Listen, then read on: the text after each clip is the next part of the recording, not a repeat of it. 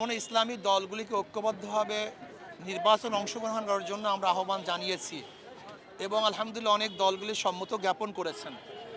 আশা করি ইনশাআল্লাহ সম্ভাবনা যে ইসলামী দলগুলি আছে আগামী নির্বাচনে হয়তো আমরা ঐক্যবদ্ধভাবে নির্বাচন করার আমরা আশা করি এবং প্রত্যেকের মনোভাবতাই। এবং আমি বিশ্বাস করি ইসলামী দলগুলো ঐক্যবদ্ধভাবে যদি নির্বাচনে অংশগ্রহণ করতে পারে তাহলে খুব ভালো রেজাল্ট করবে এবং এদেশের মানুষ তাদেরকে ভোট প্রদান করবে বলে আমি মনে করি। দেখেন, ইসলাম দেশ মানবতা, ইসলাম দেশ মানবতা, এই তিন মূল নীতিকে সামনে রেখে যারা ঐক্য করবে আমরা তাদের সাথে ঐক্য করতে রাজি।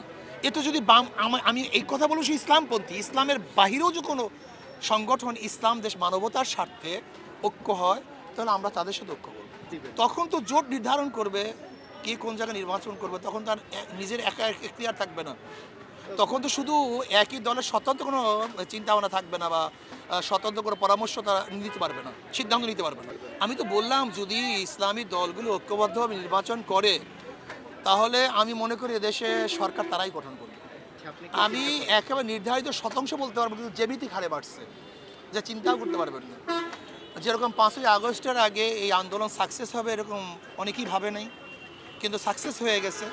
ঠিক আমি মনে করি 5ই আগস্টের পরে ইসলামপন্থীরা, খাস ইসলামী আন্দোলন বাংলাদেশ মাঠ পর্যায়ে যে ভূমিকা রেখেছে এতে আমি মনে করি বাংলাদেশের জনগণের আস্থা অর্জন করেছে এবং বাংলাদেশের জনগণ তাদের বক্তব্য বুঝতে পেরেছে। আমাদের মেসেজ বাংলাদেশের মানুষ গ্রহণ করেছে। শুধু নেতা নয়, নীতি পরিবর্তন চাই, কারণ নীতি পরিবর্তন ব্যতীত শুধু দল এবং ব্যক্তি পরিবর্তনের মাধ্যমে এদেশ কোনোদিন শান্তি আসতে পারে না। এটা মানুষ মোটামুটি বুঝতে সক্ষম হয়েছে।